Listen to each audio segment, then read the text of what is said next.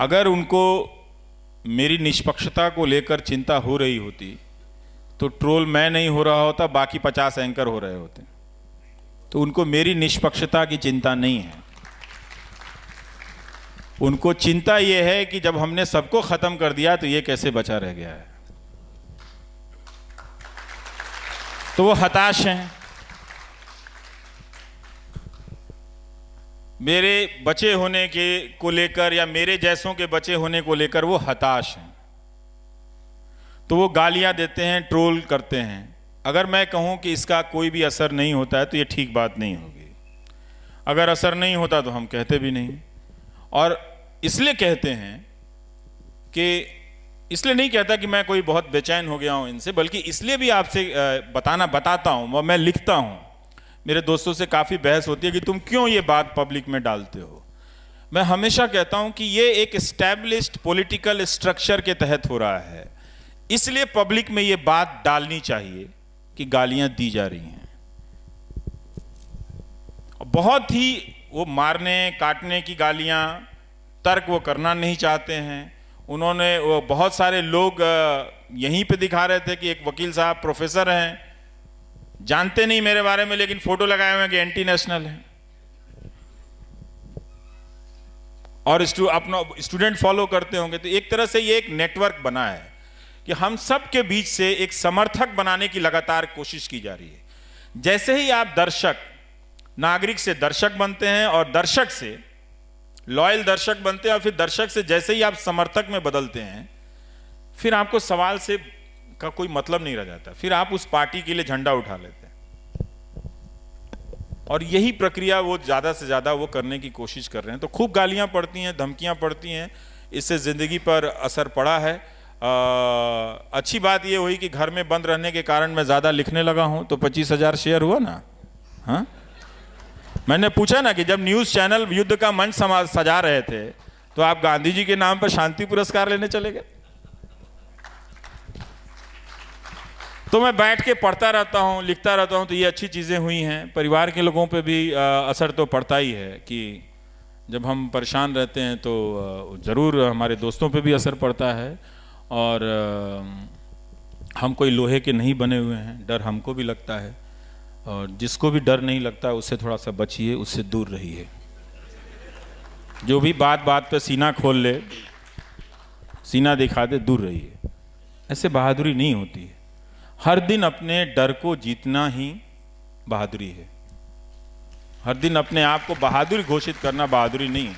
और वो सारे ट्रोल करने वाले, गालियां देने वाले क्यों अंत में जाकर ये सवाल पूछते हैं कि आप एंटी मोदी क्यों हैं?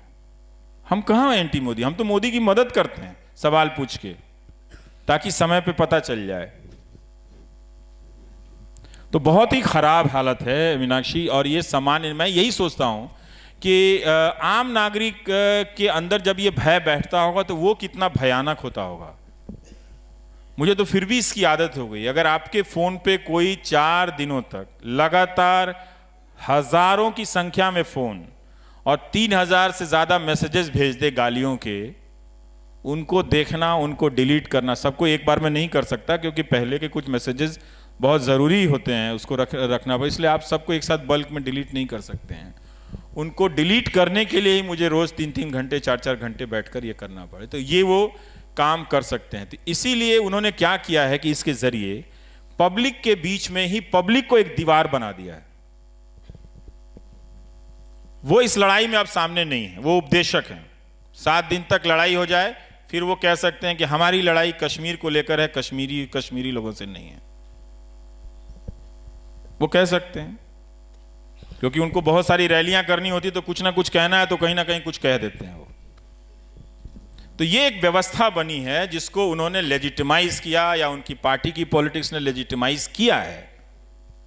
ये अब 5 साल के बाद अगर आप नहीं देख पाएंगे तो कब देख पाएंगे? ज्यादातर ट्रोल करने वालों को वो क्यों फॉलो करते हुए नजर आते हैं? और वही सिर्फ ट्रोलिंग की बात नहीं है, उनके पार्टी के जो नेता हैं, जो आईटी सेल के जो व्हाट्सएप ग्रुप में जो मैसेजेस चलते हैं, सबकी भाषा एंकर से लेके वहां तक एक हो गई है और वो सब एक दिशा में जाती हुई दिख रही है। तो हम लोग सोशल साइंटिस्ट भी हो गए हैं, देखते देखते तो समझ में तो आती है ना बात की ये बात आ कहाँ से रही है और जा कहाँ से रही है। तो बहुत ख़राब है, इसको रोज़ झेलना, गालियाँ बच्चों के बारे में, परिवार के बारे में झेलना। हम सब अपनी माँ को बहुत प्यार करते हैं, सिर्फ उन्हीं की माँ नहीं है कि जो जाके बैंक में लाइन लगा के फ़ोटो खिंचवा लें। मेरी भी माँ है और मैं भी अपनी माँ की बड़ी इज्जत करता हूँ। न्यूज़ रूम की आप आलोचना करते रहे हैं, पर मीडिया का जो एक तबका है जो जिस तरीके की हरकतें कर रहा है सब वाकिफ हैं। नहीं, वो एक तबका नहीं है, वो बड़ा तबका है। जी, बहुत 900 चैनल हैं इस देश में। हम तो 2 ही 4 चैनल को जानते हैं, पर ये काम कई 100 चैनलों से हो रहा है। पर मीडिया में खुद को इवैल्यूएट करने की, अपना खुद का आकलन करने की कोई ऐसी रिवाज नहीं रही है। ऐसे में आप किसी कॉन्क्लेव में जाते हैं, किसी संगोष्ठी में जाते हैं, वहाँ बड़ी नैतिकता की बातें होती है। वही संपादक जो न्यूज रूम में ऊप्स मूवमेंट और तैमूर डेस्क बनवा रहे हैं, ऐसे लोगों से मैं थोड़ा दूर रहने लगा हूँ आजकल। जी, मेरा सवाल यही है कि ये जो नैतिकता है, ये जो आदर्श है, सिर्फ संगोष्ठियों और कॉन्क्लेव में क्यों है, न्यूज रूम में क्यों नहीं है?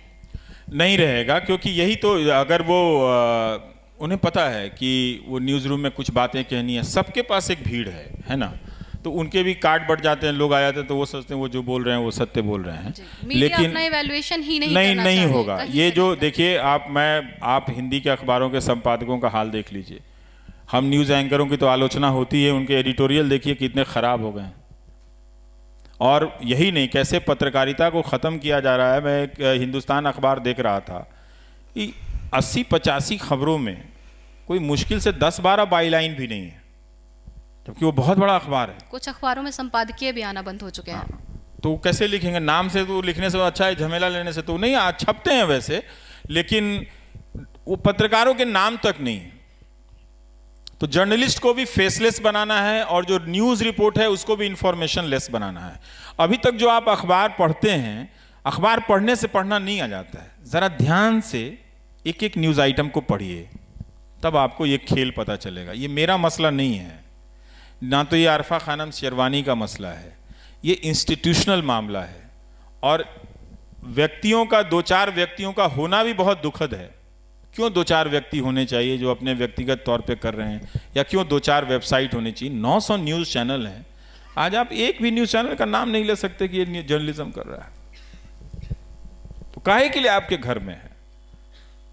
तो अंदर नहीं है। जो हमारे प्रेस की जो बॉडीज़ हैं, जो बनी हुई हैं संस्थाएं हैं, वो बहुत काम की नहीं हैं, बहुत काम की नहीं हैं। उनमें भी वही सब लोग हैं, और जो लोग भी होंगे तो क्या कर लेंगे? वो एक निंदा कर देते हैं, कंडेम कर देते हैं, वो ट्विटर पे आ जाता है, वो चलता फिरता कहीं गायब हो जाता है।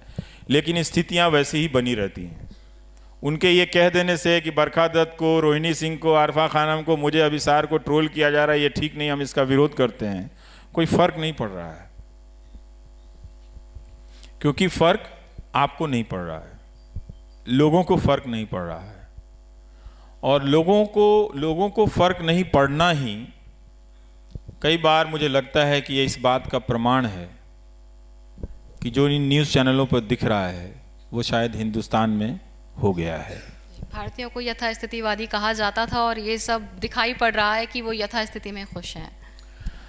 अजीब तरह का, मतलब ये स्टेटस को तो नहीं है, क्योंकि जो हमने बुनियाद कायम की थी उसका रेफरेंस पॉइंट बदला, उसको पूरा ध्वस्त किया इन चैनलों ने।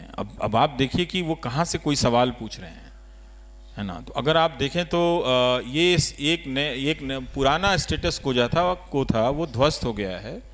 एक नई चीज़ इन्होंने बनाई तो ज़रूर है, और जिसमें जो अमर्यादा है, जो अनैतिकता है, उसको प्रतिष्ठित किया है। जो पहले से चली आ रही थी उसको स्थापित किया है, प्रतिष्ठापित किया है। तो जो अमर्यादाएं हैं, जो अनैतिकताएं हैं, उनको नैतिक बनाया है, उनको मर्यादित किया है। ये काम तो इन्होंने किया ही है कि अब आप चैनलों पर आकर देखिए। एक चैनल पे मैं देख रहा था कि 2 आर्मी के सज्जन रिटायर्ड जानकार बैठे हैं, और बगल में एक प्रवक्ता कह रहा तेरा नेता लुच्चा है, तेरा नेता लुच्चा है, और ये लुच्चा है, वो लुच्चा चल रहा था उसमें।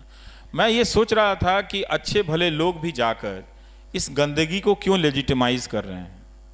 वो क्यों जाते हैं?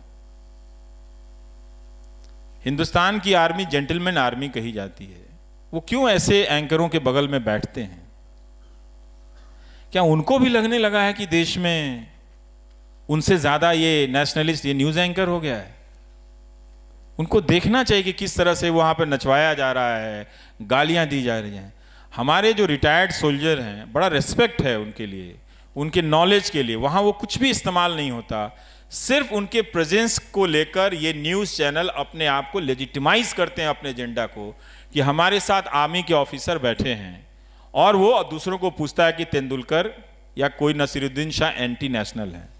मैं इन सेना के बेहतरीन अफसरों से गुजारिश करता हूँ कि आप प्लीज़, आप हमारे लोकतंत्र के सबसे मजबूत प्रहरी हैं, आप अपने अनुभव और ज्ञान का इस्तेमाल इन बंदरों के जरिए लोकतंत्र के खात्मे में साथ मत दीजिए। वरना 10 साल बाद जब कोई YouTube में जाकर देखेगा तो आप नजर आएंगे कि आप वहां पर बैठे हुए थे, क्योंकि वो ये नहीं बोल पाते कि तुम कैसे बोल सकते हो। मैं जानता हूं, मैं आर्मी मैन हूं, मैं जानता हूं जान की कीमत क्या होती है, शहादत की कीमत क्या होती है। जब गोली चलती है तो हमारे घरों के भीतर कितनी गोलियां चलती हैं। तो हमारे जेंटलमैन आर्मी के जो जितने भी रिटायर्ड अफसरान हैं, उनको ये बात समझना चाहिए कि एंकर उनकी मौजूदगी का इस्तेमाल कर रहे हैं। प्लीज़ वो ऐसा ना होने दें। उनका नॉलेज बहुत कीमती है, बहुत ज़रूरी है कि डिफेंस के स्ट्रेटजी को हम पब्लिक के तौर पर समझने के लिए, उनके अनुभवों को जानने के लिए, वो हमारे लिए बहुत ही ज़रूरी लोग हैं। लेकिन उनको बिठाकर भाषा की मर्यादा टूटे, जो खुद उन्होंने अपनी ज़िंदगी में नहीं की, अपनी कमांड के यूनिट में कभी नहीं होने दिया, और अब जाकर एक शाम बिताने के लिए आप बैठे हैं जहां पर उस तरह का प्रोपेगेंडा एजेंडा चल रहा है। आपने जिस सेना को लीड किया उसमें कभी भी आपके दिमाग में ये बात नहीं आई, ना आने दिया आपने कि हम हिंदू मुसलमान अलग हैं, और इन चैनलों पर सारा एजेंडा चल रहा है और आप बैठे हुए नजर आ रहे हैं। मत आइए। अगर सेना से रिटायर हो गए हैं तो इन न्यूज़ चैनलों से भी रिटायर हो जाइए, छोड़ दीजिए इनको छोड़िए आप। हमारे पास यही एक लोकतांत्रिक तरीका बचा है कि आप इनको छोड़ दीजिए, वरना ये हम सबको छोड़ने लायक नहीं छोड़ेंगे ये लोग। हम सब इसी सड़क पे कहीं घेर के मार देगा, कोई आपको मार देगा, कोई सुबोध सिंह को मार देगा, कोई अखलाक को मार देगा। मरेंगे वो सब जो चुप हैं।